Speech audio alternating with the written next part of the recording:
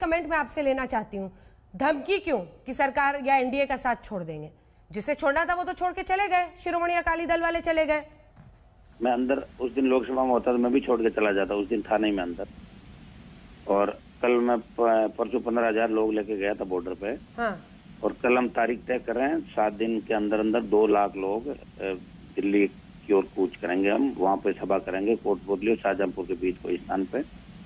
और सरकार को बड़ा मन रख के इन बिलों को वापस लेना चाहिए। इन बिलों से सरकार को फायदा कुछ भी, नुकसान ही नुकसान। तो गृह मंत्री से क्या बात हुई आपकी? गृह मंत्री जी ने मुझे कहा कि एक बार आप आओ दिल्ली, बात करो। 1 आध दिन के अंदर कोशिश करूंगा बात करने। बात क्या करें, बात तो यही है कि भाई किसान संगठन जो आंदोलन कर रहे हैं देश के अंदर, इनकी मांगे माने सरकार, बड़ा मन रखे।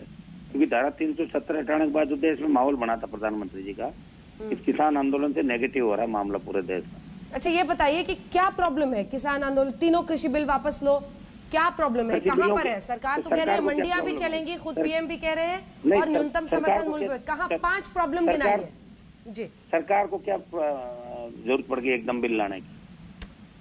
ये तो सरकार तय करेगी ना, ये तो लॉन्ग पेंडिंग कृषि रिफॉर्म थे। मुझे 5 प्रॉब्लम बताइए जो इन तीनों कृषि बिल में है। सब सरकार अपना तय करेगी, हम हमारा रास्ता तय करेंगे।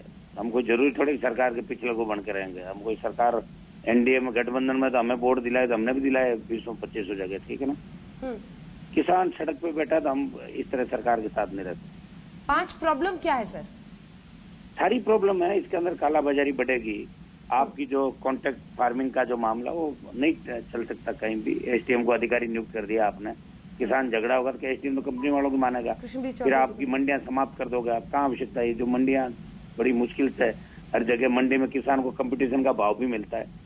और अगर आप किसान का भलाई चाहते हो तो आप समर्थ न्यूनतम जो एमएसपी है, एमएसपी के दायरे में और फसलों को लाके, और एमएसपी हर साल 10% बढ़े। बढ़िया तो ये हो कि जब धारा 370 हटा सकते तो स्वामीनाथन आयोग की रिपोर्ट क्यों नहीं लागू कर रहे? ये करो, किसान अपना आप जिंदाबाद बोल देगा मोदी जी। कृष्णबीर चौधरी जी क्या जवाब देंगे? कॉन्ट्रैक्ट फार्मिंग से लेकर कालाबाजारी की उन्होंने आशंका जाहिर की है, और एमएसपी पर भी बोल जी। बेनीवाल साहब देखिए, कॉन्ट्रैक्ट फार्मिंग का उदाहरण तो महाराष्ट्र से लेकर पंजाब और हरियाणा तक सबके सामने है। कॉन्ट्रैक्ट फार्मिंग किसान की अपनी मर्जी है, कोई जबरदस्ती नहीं है। मेरा एक सवाल है सबसे बड़ा कि राजनीतिक दल कितनी सफाई से अपनी बात को रखने के लिए चाहते हैं, लेकिन वो ईमानदारी नहीं बरतते। 2011 में पवार साहब ने लिखा, बिल्कुल मुख्यमंत्रियों को लिखा, सबको पता, पूरे देश को पता, 8 मुख्यमंत्रियों की कमेटी बनी, सबको पता। भूपेंद्र सिंह हुड्डा जी ने जो है किसान संगठनों को बुला के बात की। मैं इसलिए कह रहा हूं कि हमसे भी बात की गई थी, इसीलिए मैंने कहा है। और हमसे नहीं की गई, 125 लोग संगठनों के लोगों से बात की गई थी, और इन्हीं मुद्दों पे की गई थी। ये बात सिर्फ आज की नहीं है, ये बात पिछले 10 सालों से, 12 सालों से चली आ रही है, चर्चा चली आ रही है। जब स्वामीनाथन कमीशन बना था तब रिफॉर्म की बात थी, तब इन्वेस्टमेंट की बात थी, तब उसमें यह था कि भाई रिफॉर्म नहीं होंगे तो कैसे बढ़ेंगे, तब कॉन्ट्रैक्ट फार्मिंग, तब इसलिए था कि रिम्यूनरेटिव प्राइस कैसे किसान को मिले। असली बात पैसे की है, किसान का लाभ कैसे हो। जहां तक इस बात का सवाल है, अगर हमारे मित्र ये चाहते हैं कि जो व्यवस्था अभी तक चली आ रही थी, किसी का फिर फोन आ गया, इंपॉर्टेंट मैसेज आ गया, रद्द किए जाएं।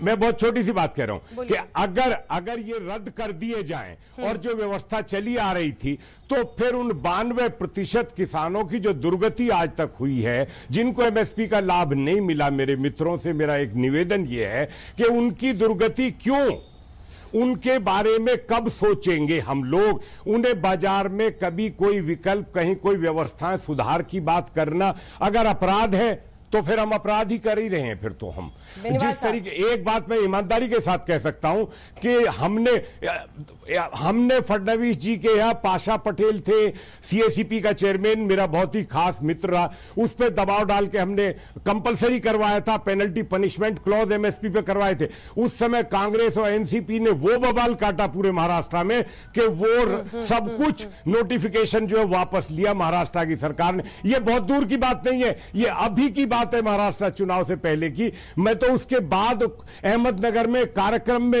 अपने कार्यक्रम में समाज के में गया और मैंने ये कहा कि मैं वर्तमान महाराष्ट्र सरकार से निवेदन करता हूं कि एमएसपी कंपलसरी क्यों नहीं करते, पेनल्टी पनिशमेंट क्लॉज जो पहले कृष्णवीर चौधरी जी का भी तो एक पक्ष है ना, करने को तैयार नहीं है। कई किसान हैं जो खुले बाजार में अपनी फसल को बेचने को लेकर खुश है। 30 सेकंड्स का रिस्पांस आप दोनों से।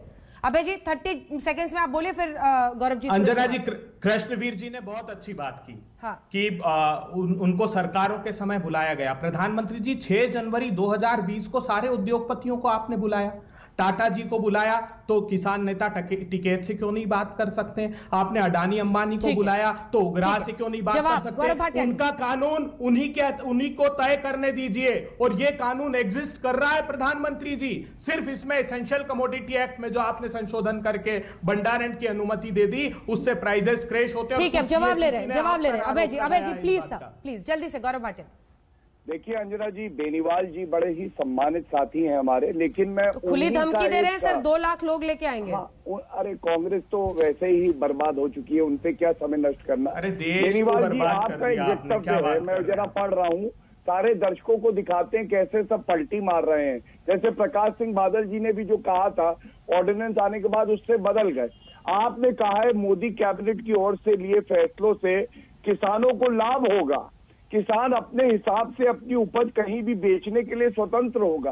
ये मेरे हाथ में न्यूज है, बेनीवाल तो मैं इतना ही कहना चाहूंगा। पहले बढ़ाई की थी, अब धमकी दे रहे हैं। अंजना जी 1 मिनट, बस 1 मिनट में अपनी बात पूरी कर लो। वो 10 सेकंड का एक रिस्पॉन्स दे दें। पहले बढ़ाई कर रहे थे सर, अब धमकी दे रहे हैं।